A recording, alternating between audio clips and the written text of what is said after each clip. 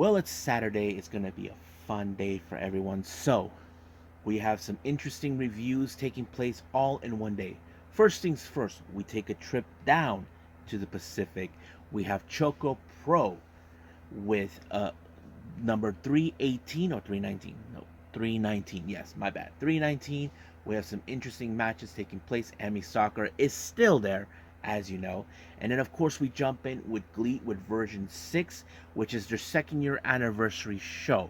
All titles will be defended, and we have other special matches taking place as well. And then, of course, we head down to Australia, where Impact Wrestling are doing a tour for the Down Under Tour. We have many of the Impact Wrestling talent taking on certain talent within the area of Australia or any other place.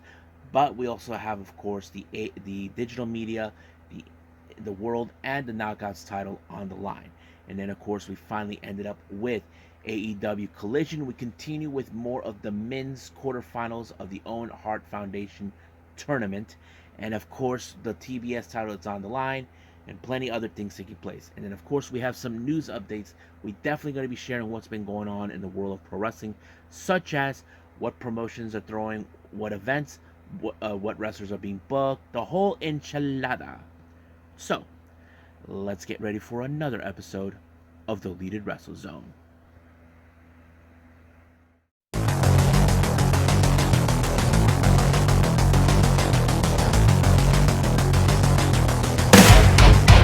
Are you ready?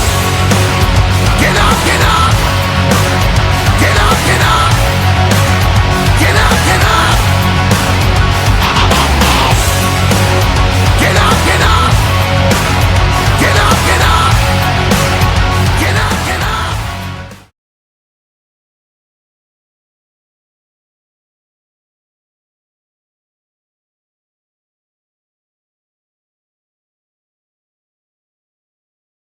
Welcome everybody to the Deleted Wrestle Zone, all things that is pro wrestling with AEW, NXT, New Japan Pro Wrestling, Impact Wrestling, the National Wrestling Alliance, various promotions, wrestlers, matches, and championships.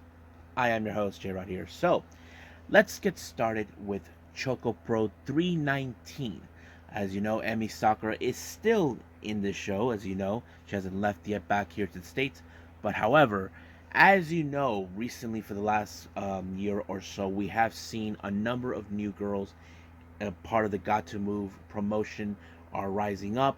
And this is the era where none of these girls are, in fact, were ever trained by Emi Sakura. Most of these girls were trained by, of course, Mei Shruga. Now, the newest girl addition, the new trainee, Nonoka, will be facing in an exhibition match against Emi Sakura.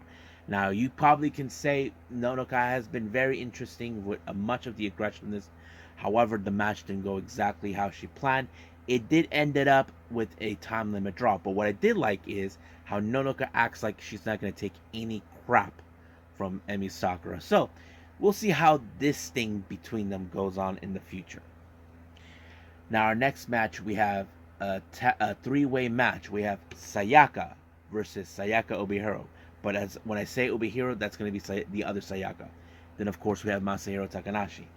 Now, you probably can guess this is going to be a much interesting matchup. However, I mentioned many times over, Sayaka has been very aggressive, has developed more, since I've been watching her. But however, you have a guy who is clever as Masahiro Takanashi, who will be able to pick up the victory no matter what he does. And that's exactly the kind of person he did. But he was clever enough to pull a double pinfall on both Sayaka and Obihiro to give him the win.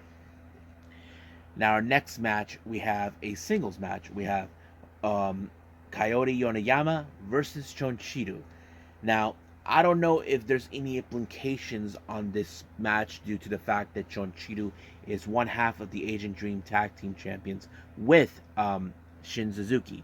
However, this was a very interesting match because, Chonchiru, it has that kung fu style that he uses in his matches. But of course, you have someone like Yonayama, who is in fact a veteran in the Yoshi world. She's a bit more faster, a bit more clever than you possibly would imagine. Your first assumption when you hear Yonayama, her primary finisher is, of course, the Okana roll. You probably think that that would be the one thing that will ensured her victory, but it did not go exactly like that. It ended up doing the other kind of role, which is the Kuma role, which was very effective. But like I said, I'm not sure there's any implications towards the fact that, of course, Shun is one half of the tag team champions, which Shin Suzuki. But we'll see what happens. Now, our main event, we have Miya Yotsuba teaming up with Chi Koshikawa taking on the Best Bros. Now, you probably can guess that this match has a little bit of the um, how do I say, this is going to be interesting. Now, however, keep in mind I did mention before that Miya Yotsuba was strictly trained by Mei Shruga. She is one of the non-girls to ever trained by Emi Sakura. So it was a pretty good match. However, you probably would thought in the righteous mind, since Mia is still barely new, um, she was the X factor to the match. Of course, it was because Mei Sugar applied a submission move that kind of forced her to tap out. So Best Rose won the match. However, the Jonkin tournament, this was a very interesting one. I didn't know how this was going to go, but however, it ended up with Masa winning the Jonkin tournament, getting the piece of chocolate, and that was it. So I think that's pretty much it for ChocoPro. I believe let's move on with GLEAT.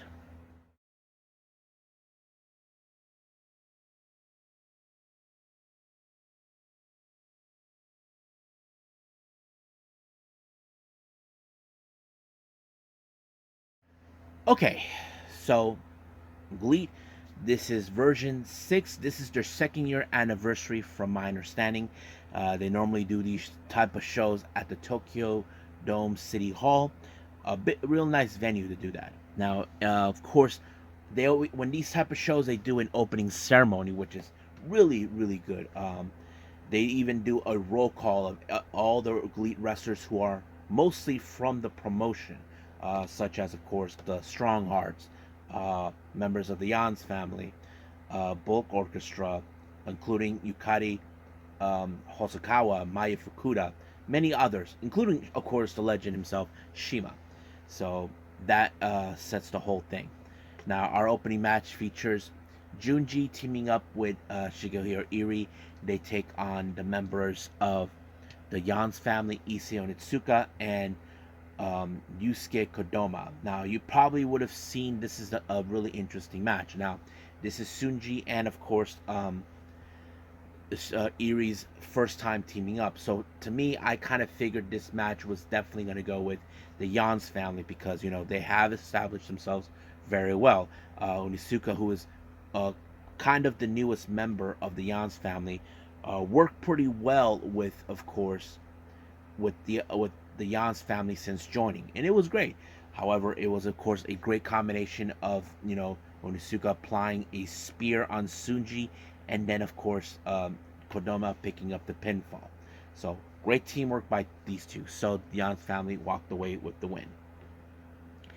Next up, we have Quiet Storm teaming up with Galeno del Mal and Hanaoka. They take on the members of the Black Generation International, consistent of Masada, El Bendido, and Emperado Azteca. Now, keep in mind, most of these, of course, the first team are members of the Bulk Orchestra. As you know, the rivalry continues to prove who is, in fact, the number one unit in the promotion, and that's always been the case.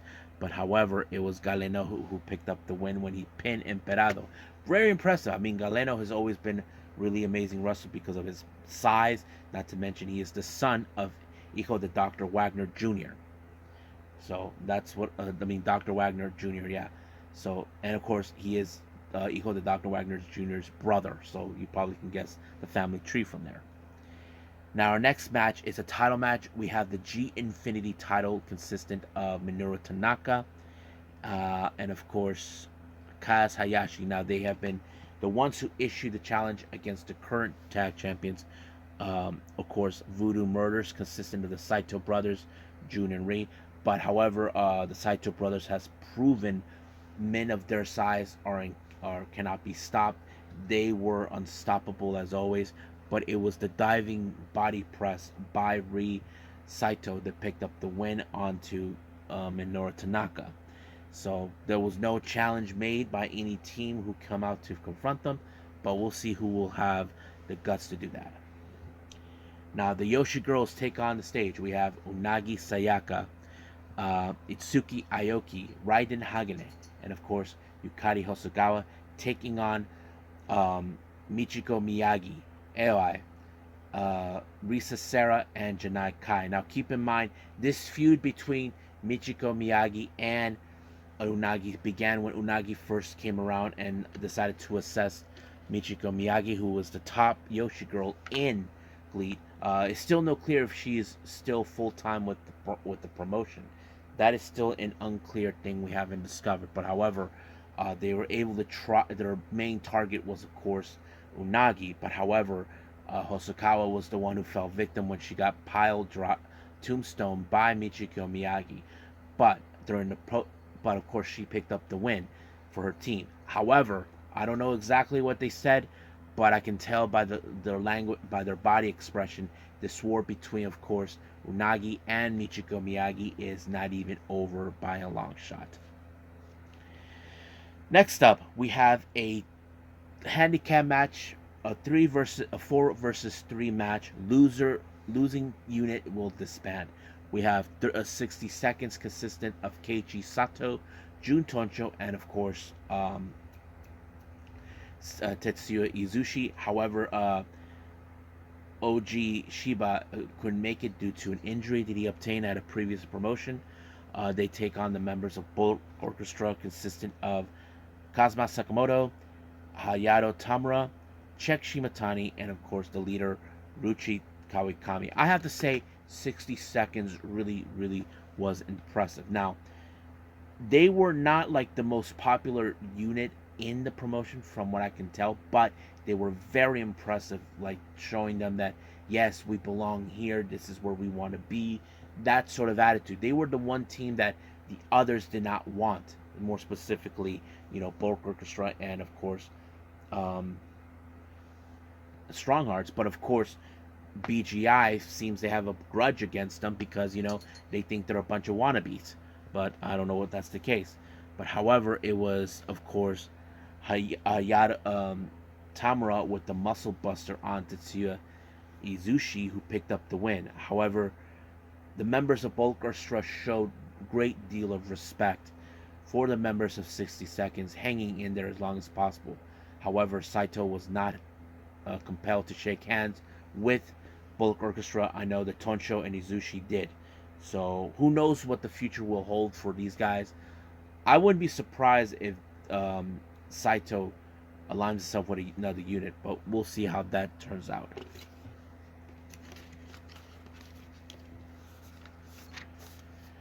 Now our next match, we have Kento Miyahara teaming up with Chihiro Hashimoto from Sendai Girls and El Lindaman. They take on the members of BGI, the Black Generation International, Yutani, Kotaro Suzuki, and Flamita. I have to say, this was a very impressive match. I did like everything what this went, because look, Hashimoto was the only female in this match, but she was not afraid to take on guys like the BGI. But there were moments you saw, who the hell does the better German suplex? I mean, I know Hashimoto does it, and so does El Lindaman. So I think there's like, those three had like, who does the better German suplex? But nonetheless, it was of course, what was it? El Lindaman with the Tiger suplex onto Yutani to pick up the win. I thought this was a very effective team, no doubt about it. Now our next match is the G-Rex Championship. The challenger is Soma Watanabe taking on T-Hawk. Man, was an impressive match. Soma Watanabe, he has proven time and time again why he should be in this thing. And I think he was very impressive from what I can tell. But however, he was unable to pick up the win. He came up short until T-Hawk applied a, I don't know what kind of driver he puts it, but he deals it 1, 2, 3, it was done. However, it doesn't go without this perks, because as soon as T-Hawk defeated Tamura, here comes the next challenger, and it is of course from Bulk Orchestra, Hayato Tamura.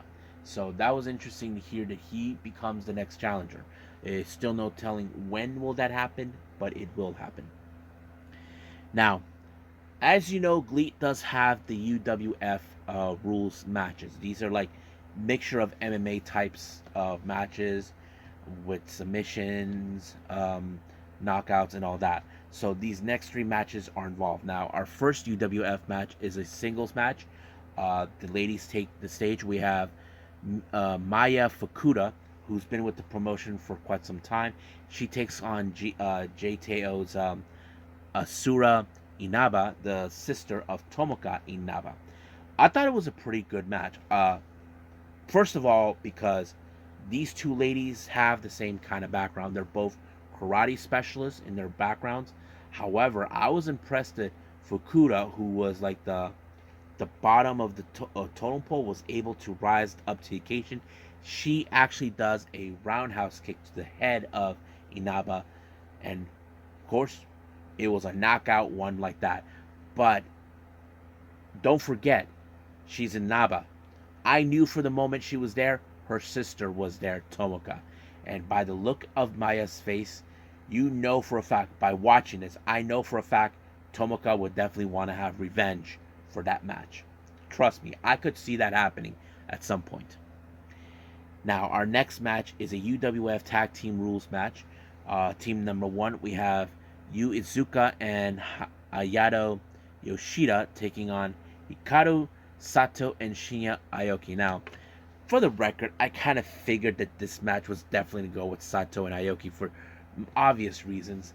These guys are specialized in their own right. I mean, submission, techniques, everything, and they do have a bit of the martial arts type of background, and it kind of did fit in. But however, it was of course Aoki who put Aizuka in a submission hold, and he had no other chance but to tap out, knowing it was already done.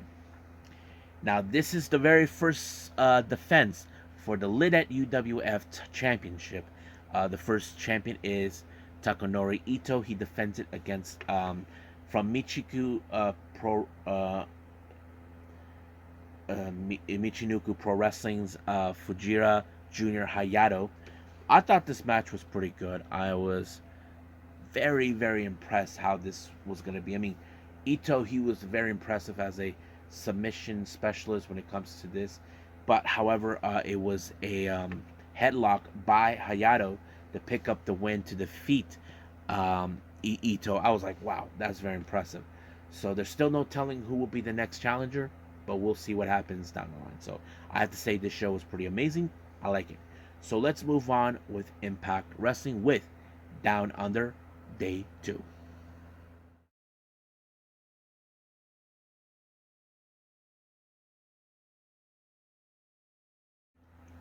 Alrighty then. So we now head to Australia, where Impact Wrestling is doing the Down Under tour. This is day 2. This is still in Wagga Wagga, New South Wales. Their opening match is a title match. I'm going to presume this title is from Australia, is the OPW heavyweight title that is the inaugural. I'm kind of interesting how Impact Wrestling provided to make sure who gets the champion. The competitors were none other than Adam Brooks and Robbie Eagles. Now, to be honest with you, I was kind of hoping Robbie Eagles would win it because he's one of my absolute favorites from Australia, and I kind of thought he would win it. However, of course, this match ended with Adam Brooks applying a Swanton Bomb, becoming the first ever OPW heavyweight champion. So he is now the inaugural champion. Now, our next match, we have also some locals from Australia. We have the Natural Classics, Tomo and Philippe. Steven and Philippe these guys are in fact members of the Rogue Army, which is the offshoot of the Bullet Club made by none other than Bad Luck Fale. They take on the Velocities, Jude London and Paris da Silva. Now, I have to say, what a match. I think I have seen these two teams in MCW before, But this match was very impressive. But however, it was a neck breaker onto London by both men. But it was, of course, Philippe who picked up the win, and that was pretty much it how it ends. Now, our next match, we have the Impact Wrestling Digital Media Championship defendant. Joe Hendry defends that title against Moose. Now, remember, Moose have challenged this belt before, and that was one of the most embarrassing times for Moose because it was a .com match or something. I don't know, where they were using all kinds of toys and all this other stuff. But however, how will Joe Hendry survive this one again? However, he couldn't pull off the standing ovation like he would have, but it did not end right there. He was able to use apparently Moose took a bit of time when he was calling the ref about a proceeding where he thought the match was won in his favor, but he got distracted. It did give Hendry to apply a roll up on him. 1, 2, 3. Joe Hendry retains the title. Now, our next match, we have Eddie Edwards versus Slex. Now, this is coming out for Eddie Edwards. As you know, he tried to, of course, ended up for the digital media title, but however, this is where he has to come back to the fold. However, I thought this match was very impressive. Slex was very impressive to me watching him. I've seen this guy too many times whenever one of the MCW events in Australia comes out, and however, it was Eddie Edwards with the Boston knee party that put him away 1, 2, 3, just like that.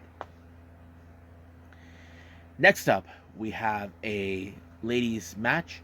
We have Steph Delanders, an Australian native, taking on Killer Kelly. Now, this was a very interesting matchup. Now, we have seen Killer Kelly, how she is in the ring.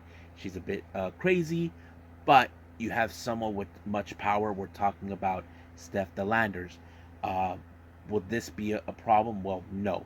But it did work in the favor for her. It was her strength that was able to defeat Killer Kelly. I mean, Killer Kelly was using the killer clutch, but it wasn't effective like it should have been. She underestimated the strength of Steph Delanders, but that's how it rolls. Now, our next match, we have the so-called most professional wrestler taking on Frankie Kazarian. You probably thought this match was going to be in favor with Myers since he likes to cut corners in certain aspects. But, however, I knew that sooner or later that this match was going to end with Frankie Kazarian applying the chicken wing. I just had a feeling that he's good at this type of thing, but it did not fit so well for Myers because he had no choice but to tap. Now, our next match, this is for the Impact World Tag Team titles. The Motor City Machine Guns, our current X Division champion Chris Sabian, and our current Impact World Champion Alex Shelley taking on the ABC members of the Bullet Club, ABC, Ace Austin, and Chris Bay. I thought this match was amazing because, as you know, they both teams have faced off before, and it looks like things are going well for the ABC because they were able to apply the 1-2 sweep on Sabin, and just like that.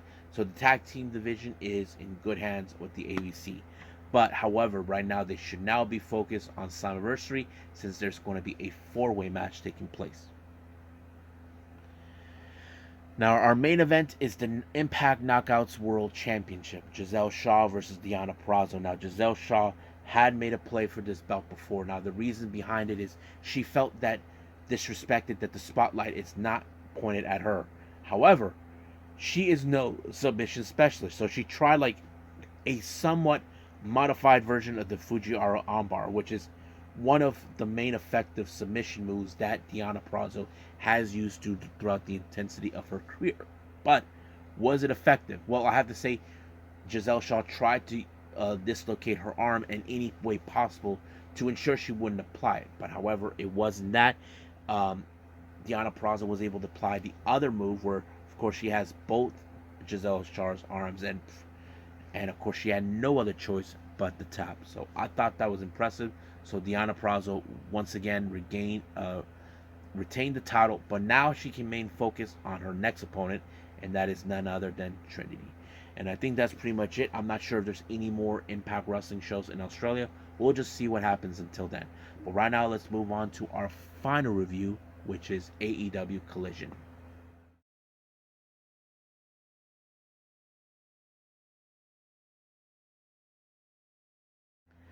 Okay, our last review, AEW Collision. Now, it opened up with MJF taking on a local from Hamilton, Ontario, Canada, named Kip Hurst. Of course, MJF attacked him right away, and then he finished him off as soon as possible. But however, once again, MJF decides to go and disrespect the good citizens of Hamilton. However, a Hamilton's resident, who's currently residing in Calgary, shows up to give him a piece of his mind. Of course, MJF had the tendency to like to tell all his opponents that they're not better than him. But of course, Ethan Page was the one person who doesn't consider that he's in the same level because he is his own person. Because he learned a lot from his dad, and I think that's a good storyline to tell. But later, this match, they have turned into the AEW World Title. Now, you probably would have assumed that somehow that that MJF would try to walk away with the title to ensure it stays with him. Well, apparently he did when he applied that one pile driver off the ring ropes, and just like that, MJF just retained the title once again, uh, spreading his reign of terror as the AEW World Champion. Now, our next match is the quarterfinals of the Owen Hart Foundation tournament. We have Dustin Rhodes taking on Powerhouse Hobbs.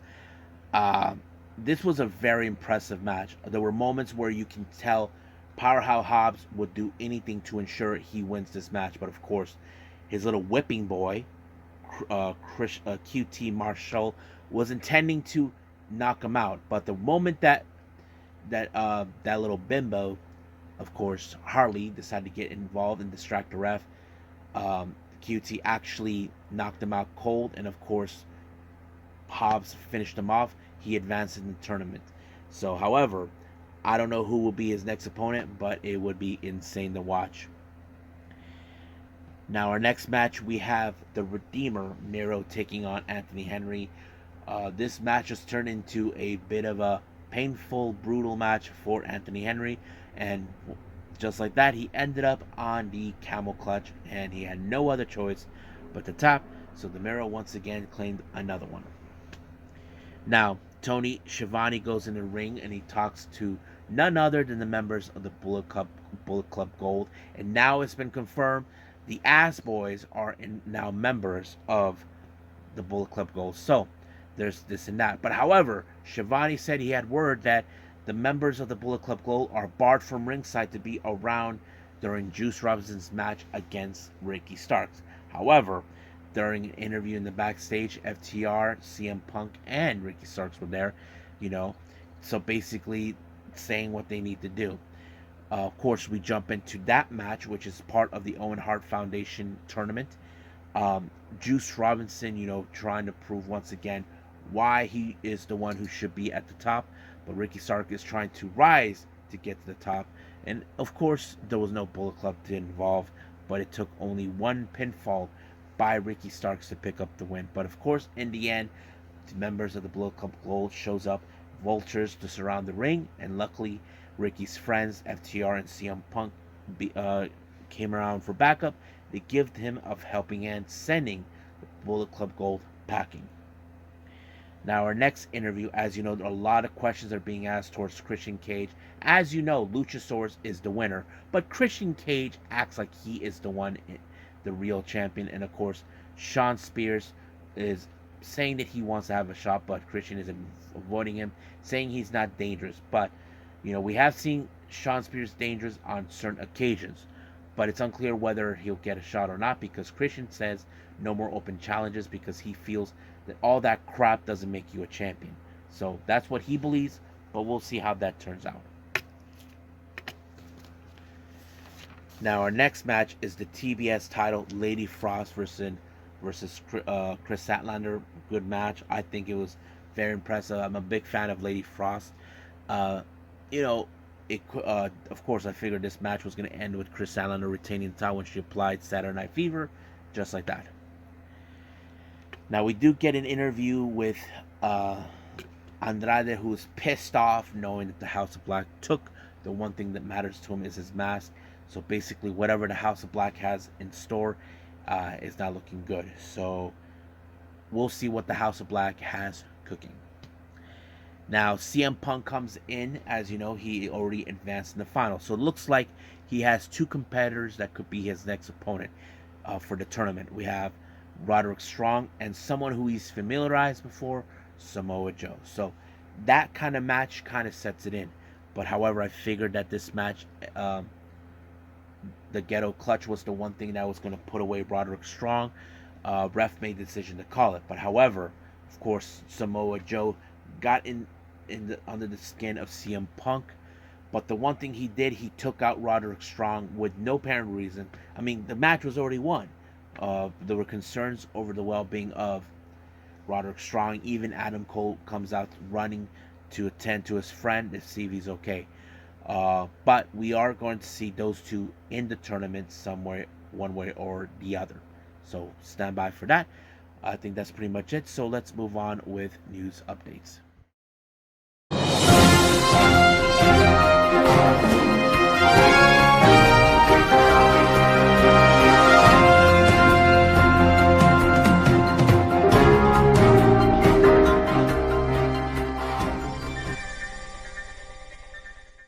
Okay, so welcome to our news update. So this is what we have so far. The most unbelievable news came around from GLEAT, where they announced for the first time since 2021, Kota Ibushi will be making his return into a Japanese ring. Now keep in mind, the last time he was inside of a Japanese ring was back in 2021 during the G1 climax where he got injured. So this is going to be the first time to that. He will be making his appearance on August 4th. It's very interesting. I feel like this is the perfect promotion for him if he's planning to wrestle in Japan. Not because, New Japan is better. It's because I'm going to presume that he is going to not only be a wrestler in this match, I think he probably will be involved in the UWF rule matches by Lidet that they normally showcase on their shows. So that's one of the main reasons I think he's going to do that. So there's that. Now, this has nothing to do with wrestling, but however, I want to spread this out because I feel this is interesting. Those who are a big fan of the Yoshi wrestlers, mostly if you guys are fans of Konami, Konami posted this on her Twitter page that she is now the Jiu-Jitsu Women's Featherweight Champion. So congratulations, Konami. If you guys know, she does have a bit of a martial arts status from what I can tell. I have seen photos of her that she's been training, so it's very interesting. Now, there is no telling when she'll be back wrestling again. I'm sure she's still trying to recover from her health issues she had since the end of 2021, so that's going to be interesting.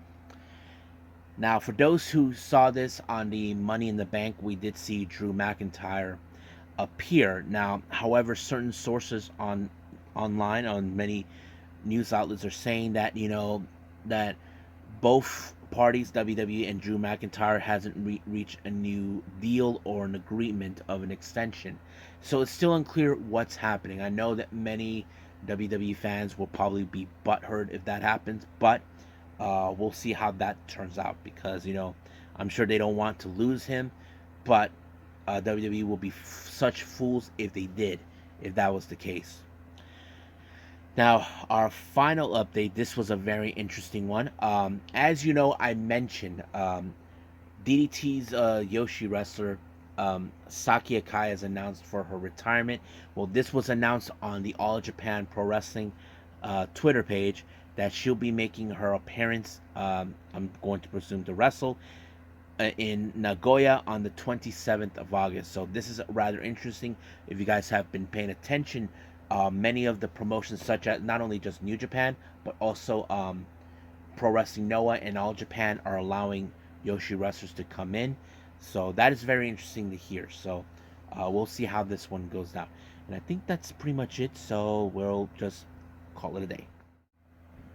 Well, I hope everybody enjoys this episode. Coming up for our next one. This one, I had a strong debate what I wanted to do with this next episode. I decided what the hell. As you know, we have the Stardom Midsummer Champions.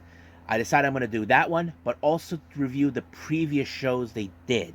Don't remember the names of them. There were two of them. So the entirety of the next episode will be Stardom. So I'm so excited because I want to get that out of the way for everyone. So we'll see how that turns out. So until then, I'll see you guys in the next DWZ time. Same DWZ channel. I must bid all of you adieu. So, goodbye. Mwah. And have a nice day. Bang.